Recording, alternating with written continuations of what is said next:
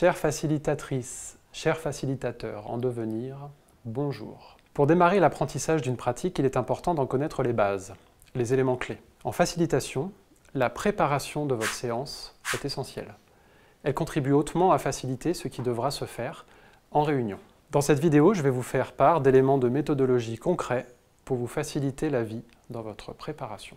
Tout d'abord, comment cibler la facilitation aux réels besoins du cercle? Il vous appartient dans le rôle facilitation de prendre un temps avec le ou les rôles demandeurs de la séance pour les aider à clarifier les besoins et cadrer la demande. Pour cela, il est pertinent de poser différentes questions. Sur les objectifs, qu'est-ce qu'on vise? Qu'est-ce qu'on veut produire? Avec quoi veut-on repartir en fin de session? Sur l'intention, dans quel but, plus largement, pour le cercle ou pour l'organisation? Sur les enjeux, en quoi cela est-il important pour nous? Que va-t-on gagner? Sur les livrables et les indicateurs, quelle forme concrète aura le résultat à la fin de la séance? À quoi verrons-nous que les objectifs sont atteints? Sur les acteurs à considérer, quelles personnes et rôles nécessaires? Qui est concerné?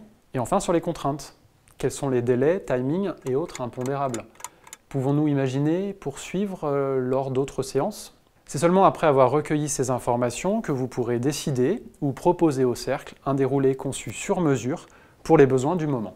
Vous verrez que poser ces questions au rôle demandeur clarifiera vos idées et apaisera vos esprits, à tous les deux, ce qui est un acte facilitateur crucial. Dans le cas où il n'y a pas de rôle demandeur, posez-vous à vous-même ces questions et faites-vous aider si besoin par un ou une autre membre du cercle.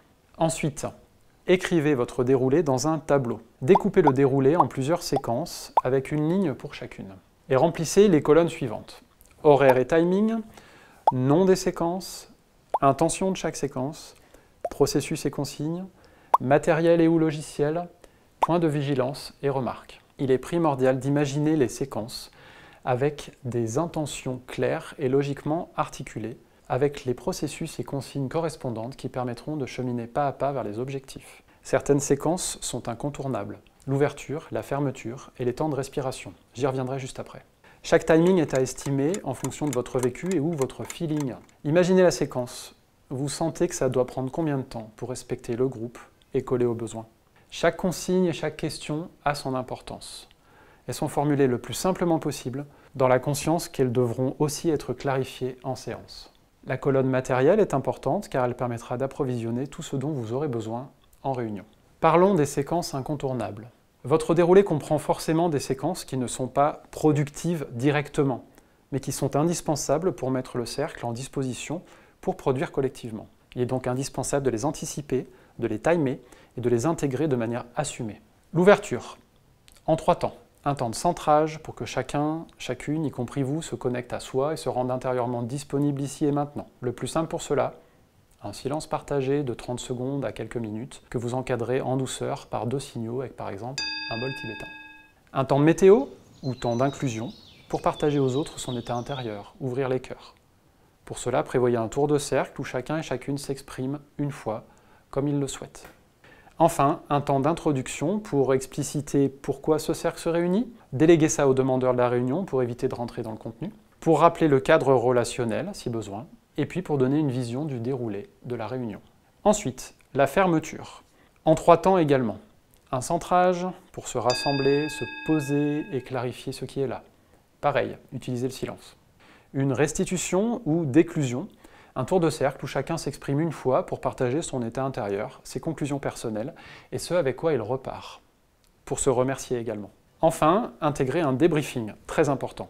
C'est un temps où l'on parle de comment s'est déroulée la réunion, où l'on partage les vécus dans le but de progresser collectivement sur notre pratique du cercle. À ce moment-là, tout le monde se retrouve focalisé sur le contenant. Utilisez pour cela un tour de cercle. Quelqu'un d'autre pourra le faciliter pour vous permettre plus facilement de vous exprimer aussi sur votre vécu de facilitateur ou de facilitatrice. Au début de la vie d'un cercle, le temps de débriefing peut être aussi important que le temps consacré à produire. Puis il diminue au fur et à mesure quand le cercle trouve son rythme de croisière. Les pauses.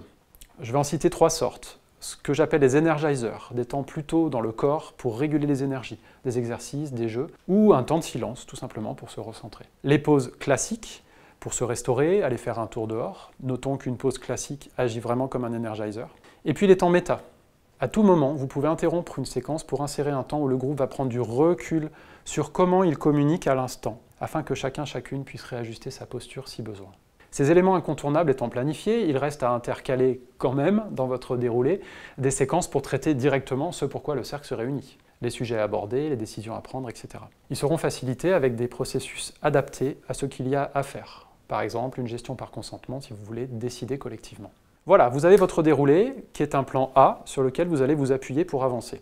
Enfin, il vous reste à préparer l'espace dédié à la réunion avec le matériel nécessaire. La salle doit être suffisamment spacieuse pour pouvoir à minima contenir un cercle avec tous les membres, avec ou sans distance de sécurité. Elle doit permettre au groupe de se subdiviser en sous-groupes, avec une bonne acoustique donc, voire même avec plusieurs sous-salles attenantes. Elle doit comporter des murs ou panneaux pour afficher, et elle doit être isolée des bruits extérieurs. Enfin, elle doit être belle et accueillante, afin que l'on ait envie de s'y réunir. Les logiciels utilisés pour une réunion à distance doivent permettre les mêmes conditions et être testés au préalable, bien sûr.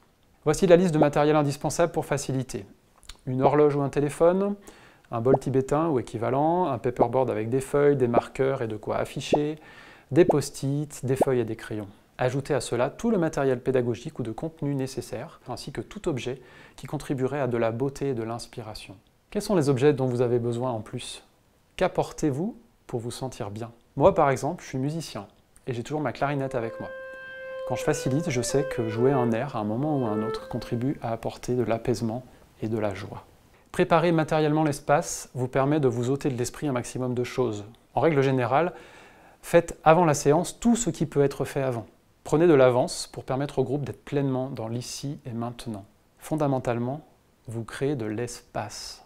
Toute cette phase de préparation est précieuse et donne de la puissance à la facilitation qui suivra. Elle vous fera gagner un temps considérable sur la réunion au global, je vous le garantis. Je vous conseille de la faire avec le rôle secrétaire et ou vos co-facilitateurs et co-facilitatrices le cas échéant. Dernière chose, pensez bien à vous préparer intérieurement. Respiration, exercice physique, balade. Quelle est votre manière de vous ressourcer pour pouvoir vous sentir en paix, serein et avec de l'envie?